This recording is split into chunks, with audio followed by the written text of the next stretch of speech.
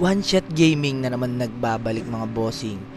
Para na naman sa isang nakaka-stress na rank game na kung saan pag umutot ka, magpo-floor wax ka na naman. Kapag nagkamot ka, pwede mo nang pindutin yung exit button.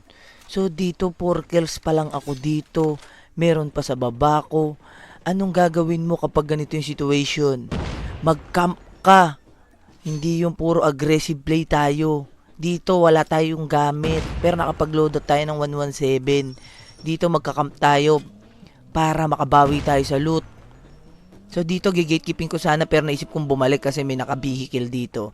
Kaso nagult ako biglang merong nakaborloloy ditong naglalakad na naka Holy Father. So binigwasan na natin yan. 'Di ba? Mag-camp ka, hindi masamang mag-camp. Gamitin mo yung utak mo. 'Di ba? So dito yung kanina nang gatekeep. Likod mo, Sila ano, naman yung number one. gatekeepin natin dito. One shot. So dito merong Likod gustong mo. Dalawa, magpakilala dalawa, na dalawa. dudong. Bibigyan Coming na out, agad coming out, natin coming yan. out. Tapos meron pang kasunod Okay. dyan. Isa pa, may isa pa, Nagpa-flank, may isa pa. sinakwave Coming up na, natin coming up na. yan. Meron hindi man lang tumagal si kuya ng 2 segundo ron. So Okay, dito nice nasa kabila sila nagbubugbugan. Anong gagawin mo pag ganyan? Huwag kang mag-push. Gamitin mo yung utak mo. Magbomba ka kung may throwables ka, huwag puro kinetic.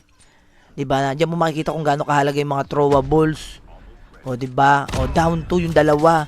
Tapos nakita ko yung isa nagpa-flank fall, lumabas sa indicator ko, tatakas sana siya. Pero na-cancel yung flight niya papuntang London. So hindi na natin pinatuloy yan. Dito na magkakaalaman. Ano ba yung magandang gawin pag ganito yung situation? 3 teams. Sumausaw ka lang. Kung may smoke ka or troubles ka, gamitin mo. 'Di ba? Kaya nga wag puro kinetic yung pinupulot. Gamitin natin yung utak natin. Kasi kung pag sumausaw ka lang dyan, mapapalamanan yung isa dyan. Kasi ikaw yung sumausaw, di ba? Sumausaw ka lang in the right time, in the right place. Pag ganyan situation, di ba? O, pagpasok mo, pre-kill sa'yo yan. Walang magagawa yan. Di ba? Kasi pag ikaw yung unang pumasok, ikaw yung magiging palaman. Magiging palaman ka sa nilapay para kang hotdog. Di ba?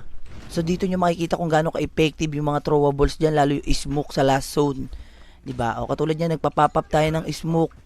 Kasi hindi tayo bobo, di ba? O kahit 9 kills tayo dyan, o pwede na natin i-push yan. Alam na natin kinakalabatutan na yan eh. O paglabas mo sa smoke bulaga, na wow, mali ka ba? Di ba ganun lang? Ka-basic, kahit napalo yung lobby, dapat masaya. Di ba? Kaya kung natapos mo tong video na to, make sure na mag-follow ka na dyan, mag-react ka na, and then i-share mo na rin yan sa mga tropa mo para mapanood nila na wag puro kinetic yung kunin. Everyday may live tayo sa TikTok. So kita-kits na lang ulit tayo sa susunod na video. Bye-bye!